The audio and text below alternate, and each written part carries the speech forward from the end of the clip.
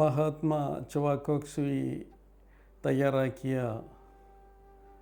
പ്രകൃതിയിലെ especially from the sun, സൂര്യനിൽ നിന്നും വരുന്ന പ്രകാശം 7 നിറങ്ങളാണെന്ന് നമുക്കറിയാം.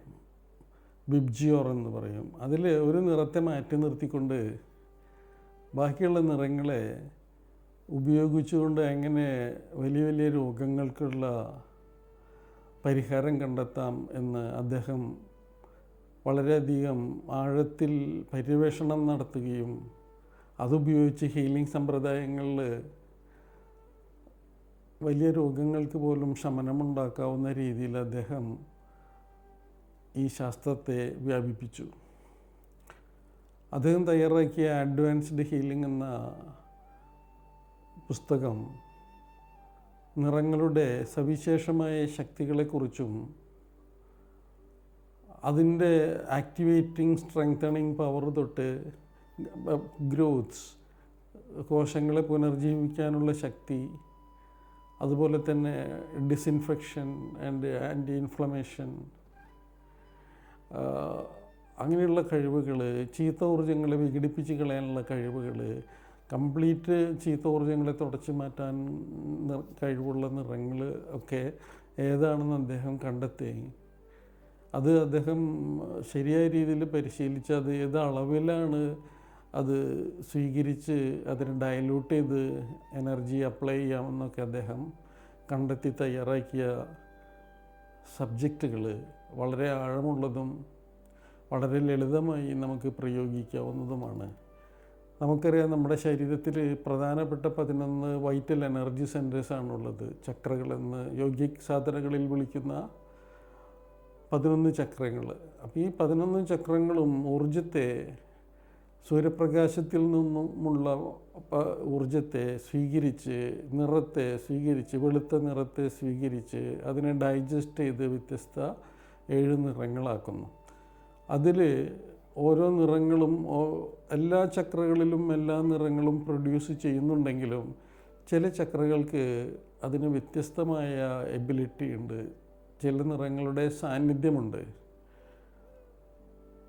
അത് എങ്ങനെ സ്വാംശീകരിക്കാമെന്നും അതിനെ എങ്ങനെ ഡൈലൂട്ട് ചെയ്യാമെന്നും അദ്ദേഹം കണ്ടെത്തി നമുക്ക് വളരെ ലളിതമായി വിവരിച്ചു തന്നു എന്നുള്ളതാണ്. അതുകൊണ്ട് തന്നെ നമുക്ക് അവിശ്വസനീയമായി തോന്നുന്ന മറ്റു പല ചികിത്സാ സമ്പ്രദായങ്ങളും ഉപയോഗിച്ച് പരിപൂർണമായ ശമനമില്ലാതിരിക്കുന്ന ശാരീരികമായിട്ടുള്ള രോഗങ്ങൾ മാത്രമല്ല, വൈകാരികമായിട്ടുള്ളതും മാനസികവുമായിട്ടുള്ള പ്രതിസന്ധികളെ ഈ നിറങ്ങളെ ശക്തി ഉപയോഗിച്ച് എങ്ങനെ ഡിസിൻറ്റിഗ്രേറ്റ് ചെയ്യാമെന്ന് നമുക്ക് അദ്ദേഹം കാണിച്ചു തന്നു. അത്ര മഹനീയമായ രീതിയിൽ അദ്ദേഹം സിലബസിനെ തയ്യാറാക്കി തരികയും അത് ഏതൊക്കെ പ്രൊപ്പോർഷനിൽ ഉപയോഗിക്കണം, ഏതൊക്കെ ഭാഗങ്ങളിൽ ഏതൊക്കെ നിറങ്ങൾ ഉപയോഗിക്കാൻ പാടില്ല, ഡെലിക്കേറ്റ് ആയിട്ടുള്ള ഓർഗനുകൾ ചില നിറങ്ങൾ ഉപയോഗിക്കാൻ പാടില്ല, നോൺ ഡെലിക്കേറ്റ് ഭാഗങ്ങളിൽ എങ്ങനെ ഏതൊക്കെ നിറങ്ങൾ ഉപയോഗിക്കാം.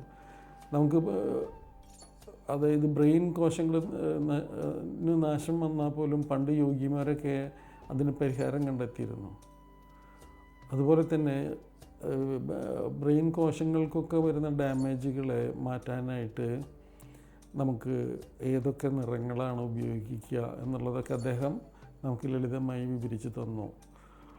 അതുപയോഗിച്ച് പലപ്പോഴും പഠിക്കുന്ന വിദ്യാർത്ഥികൾ അത്ഭുതകരമായ ചികിത്സ ചെയ്തതായിട്ടുള്ള ഫീഡ്ബാക്കുകൾ തരാറുണ്ട്. ഒട്ടനവധി വർഷങ്ങളായിട്ട് ഞാൻ ഹീലറായിരുന്നു. വെസ്റ്റ് ഫോർട്ട് എന്ന ആസ്പത്രിയിൽ ഞാൻ ഹീലിംഗ് ഡിപ്പാർട്ട്മെൻറ്റ് കൈകാര്യം ചെയ്തിരുന്ന ദിവസം ഒരു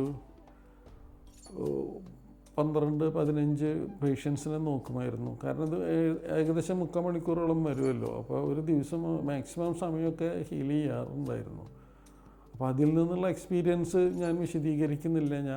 ഞാൻ ചെയ്ത കാര്യങ്ങൾ വിശദീകരിക്കുന്നത് ശരിയല്ലല്ലോ. അതുപോലെ ഞാൻ പഠിപ്പിച്ച ആളുകൾ, ഞാൻ വർഷങ്ങളായിട്ട് ഇതിൻ്റെ ഹീലിംഗ് ലെവലുകൾ പഠിപ്പിക്കുന്നു. പല ഡിഫറെൻറ്റ് ലെവൽസ് ആർ ദെയർ. അത് പഠിപ്പിക്കുമ്പോൾ പഠിപ്പിച്ച ആളുകൾ വിളിച്ച് ഫീഡ്ബാക്ക് തരുമ്പോഴോ അല്ലെങ്കിൽ എപ്പോഴെങ്കിലും ക്ലാസ്സുകളിൽ അവർ വിസിറ്റ് ചെയ്യുമ്പോൾ, മറ്റുള്ളവർക്ക് ക്ലാസ് നടക്കുമ്പോൾ അവർ ആ വഴിയിലൊക്കെ പോകുമ്പോൾ അവിടെ വന്ന് അവർ പറയുന്ന ചില കാര്യങ്ങൾ വളരെ സന്തോഷമുളവാക്കുന്ന കാര്യങ്ങളാണ്. അവർ ഈ കളറിൻ്റെ ശക്തിയൊക്കെ ഉപയോഗിച്ചുകൊണ്ട് പല ആളുകളെയും സുഖപ്പെടുത്തിയ വിവരങ്ങളൊക്കെ എന്നും ഞാനത് കേട്ടുകൊണ്ടിരിക്കുന്നു. എനിക്കുണ്ടായ അനുഭവങ്ങളെക്കുറിച്ച് അല്ല ഞാൻ പറയേണ്ടത്, ഞാൻ പഠിപ്പിച്ച ആളുകൾക്കുണ്ടായ അനുഭവങ്ങളാണ് ഞാൻ, അതുകൊണ്ടാണ് അങ്ങനെ പറഞ്ഞത്. എത്ര മാരകമായിട്ടുള്ള ഒരു അസുഖമാണെങ്കിലും ചീത്ത ഊർജ്ജങ്ങളെ കളയാനായിട്ട് നിറങ്ങൾക്ക് പ്രത്യേക ശേഷിയുണ്ട്. പ്രത്യേക നിറങ്ങൾ ക്ലീനിങ്ങിനായിട്ട് തന്നെ ഉപയോഗിക്കുന്നു. എത്ര കടുപ്പവും പഴക്കവും കാലപ്പഴക്കവും കാഠിന്യവുമായുള്ള രോഗങ്ങളെ പോലും നമുക്ക് നിറങ്ങളെ ശക്തി ഉപയോഗിച്ചുകൊണ്ട് അതിനെ, ആ ചീത്ത ഊർജ്ജങ്ങളെയൊക്കെ അവിടെ നിന്ന് വിഘടിപ്പിച്ച് ഡിസിൻറ്റിഗ്രേറ്റ് ചെയ്ത് നമുക്ക് കളയാനായിട്ട് സാധിക്കുന്നു. അതുപോലെ കംപ്ലീറ്റായിട്ട് തുടച്ചെടുത്ത് ചീത്ത ഊർജ്ജങ്ങളെ മാറ്റി അവിടെ ശുദ്ധമായ കളർ എനർജി കൊടുത്തുകൊണ്ട് നമുക്ക് ആക്ടിവേറ്റ് ചെയ്യാം, ഇൻഹിബിറ്റ് ചെയ്യാം. ഒരു മുറിവ് ഉണ്ടാവുകയാണെങ്കിൽ ആ ഭാഗത്തെ ഇൻഹിബിറ്റ് ചെയ്യാം. ആ മുറിവ് ഉണങ്ങാൻ വേണ്ടി, ബ്ലീഡിങ് നിൽക്കാനായിട്ട് നമുക്ക് ചില നിറങ്ങൾ ഉപയോഗിച്ചുകൊണ്ട് ചെയ്യാം. വേദനയുള്ള ഭാഗങ്ങളിൽ വേദന കുറയ്ക്കാനായിട്ട് അനസ്തെറ്റിക് അല്ലെങ്കിൽ ഒരു സൂത്തിങ് ഫീലിംഗ് കിട്ടുന്ന എനർജികൾ, ക്ലീനിങ് പ്രോപ്പർട്ടി കൂടുതലുള്ള നിറങ്ങൾ, ആക്ടിവേറ്റിംഗ് കളറുള്ള വ്യത്യസ്ത നിറങ്ങൾ, ഡെലിക്കേറ്റായിട്ടുള്ള ഭാഗങ്ങൾ ട്രീറ്റ് ചെയ്യുന്ന നിറങ്ങൾ, നോൺ ഡെലിക്കേറ്റായിട്ടുള്ള ഭാഗങ്ങൾ കോശങ്ങളെ പുനർജനിപ്പിക്കാനായിട്ട് ഉപയോഗിക്കുന്ന നിറങ്ങൾ. അങ്ങനെ ഈ നിറങ്ങളെയൊക്കെ എങ്ങനെ നമുക്ക് ഉപയോഗിക്കാം, എങ്ങനെ നിറങ്ങളെ മിക്സ് ചെയ്യാം. ചക്രകൾ അബ്സോർബ് ചെയ്തെടുക്കുന്ന വെളുത്ത പ്രകാശത്തെ അവ ഡൈജസ്റ്റ് ചെയ്ത് ശരീരഭാഗങ്ങളിലേക്ക് തനതായ രീതിയിൽ തന്നെ ഡിസ്ട്രിബ്യൂട്ട് ചെയ്യുന്നുണ്ട്. അതുകൊണ്ടാണ് നമ്മൾ ഹെൽത്തി ആയിട്ടിരിക്കുന്നത്. തന്നെ ശരീരം ഈ ഊർജ്ജത്തെ സ്വീകരിക്കുകയും ഈ ചക്രകളിൽ വഴി ഊർജ്ജത്തെ സ്വാംശീകരിക്കുകയും അത് ഡൈജസ്റ്റ് ചെയ്ത് എവിടെയൊക്കെയാണോ കുറവുകളുള്ളത് ആ ഭാഗങ്ങളിലേക്ക് ഏതൊക്കെ നിറങ്ങളുടെ ഊർജ്ജത്തെയാണ് അയക്കേണ്ടതെന്ന് ശരീരത്തിന് തന്നെ സെൽഫ് റിപ്പയറിങ് അറിയാം. അത് പറ്റാതെ വരുമ്പോഴാണല്ലോ അസുഖങ്ങളുണ്ടാവുക.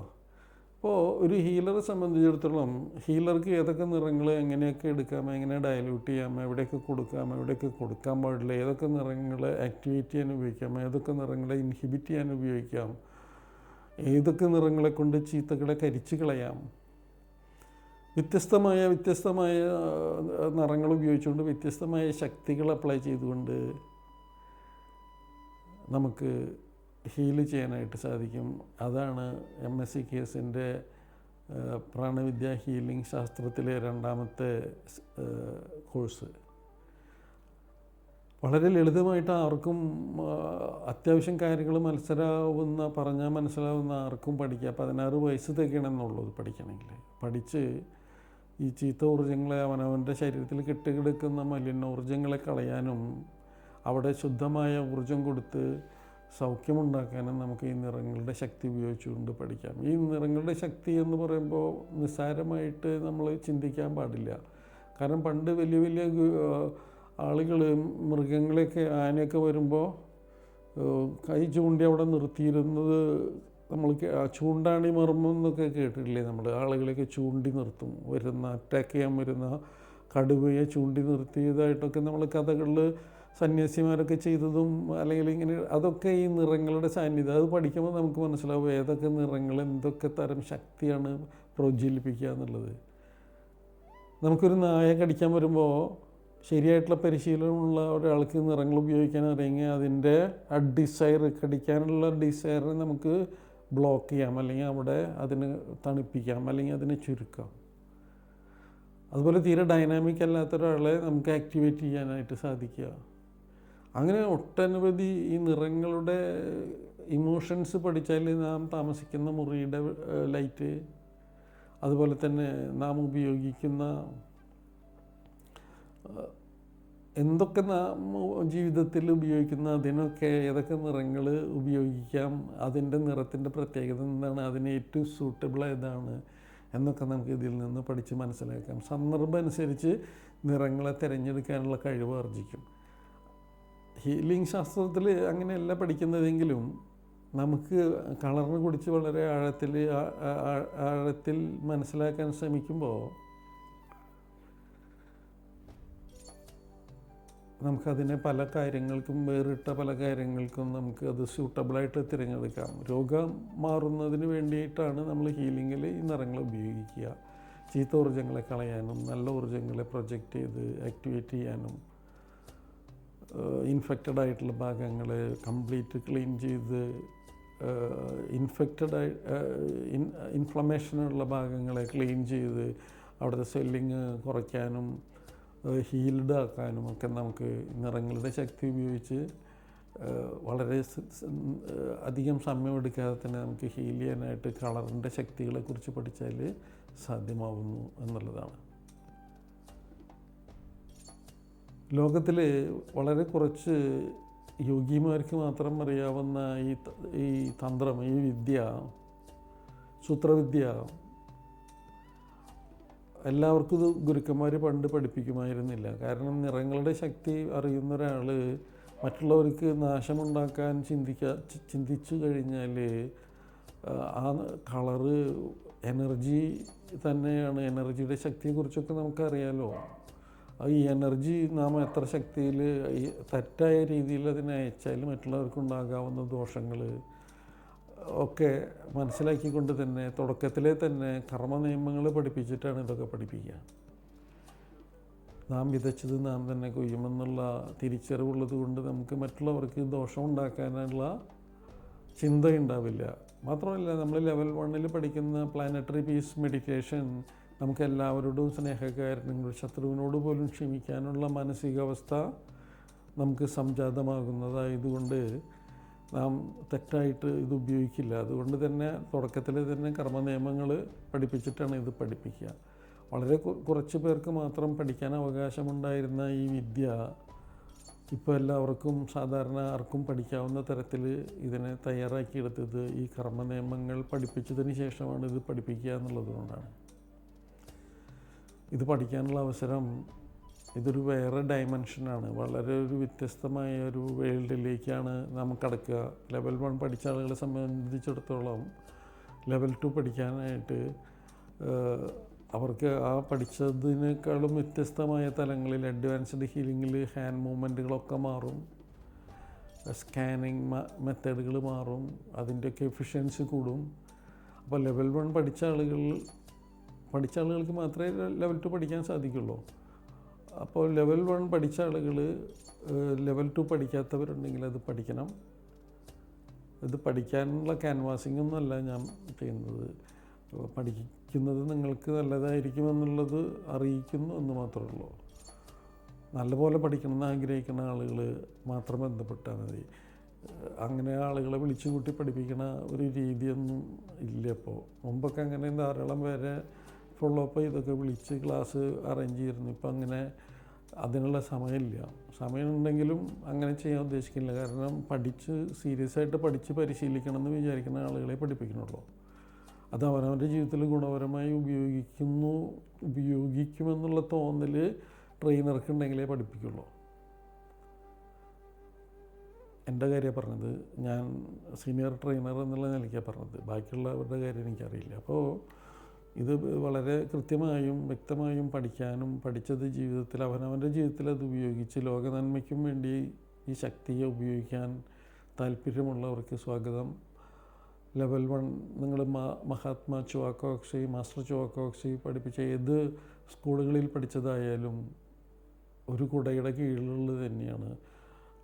അഡ്മിനിസ്ട്രേഷൻസും വ്യത്യാസം ഉണ്ടാകുമായിരിക്കാം. പക്ഷേ നിങ്ങൾക്ക് ലെവൽ 1 ഇവിടെ നിന്ന് പഠിച്ചാലേ ലെവൽ 2 പഠിപ്പിക്കുമെന്നൊന്നും പറയില്ല. നിങ്ങൾക്ക് ലെവൽ 1 കുറിച്ച് സാമാന്യ ബോധമുണ്ടോ എന്നുള്ളത് ചെക്ക് ചെയ്യും. അത് അനലൈസ് ചെയ്തതിന് ശേഷമേ ലെവൽ 2 പഠിപ്പിക്കുള്ളൂ എന്ന് മാത്രം. സർട്ടിഫിക്കറ്റ് കാണണം, ചിലപ്പോൾ ചോദിച്ചു എന്നിരിക്കാം. അപ്പോൾ അത് പഠിക്കണമെങ്കിൽ അതിൻ്റെ ഫൗണ്ടേഷൻ ഉണ്ട് എന്നുള്ള ബോധ്യം ഉണ്ടെങ്കിൽ മാത്രം തന്നെ പഠിപ്പിക്കുള്ളൂ. അപ്പോൾ എല്ലാവർക്കും ഞാനത്ര സ്ട്രിക്റ്റായിട്ടൊന്നും പറഞ്ഞതല്ല, പക്ഷേ അത് സീരിയസ് ആയിട്ട് പറഞ്ഞതാണ്. കുറേ വർഷങ്ങളായിട്ട് പഠിപ്പിക്കുന്നു. പഠിപ്പിച്ച് അത് പ്രൊഡക്റ്റീവ് ആവുന്ന ആളുകൾ പഠിച്ചാൽ മതി. അവരുടെ സമയം നഷ്ടപ്പെടാതിരിക്കാനാണ് ഞാൻ പറയുന്നത്.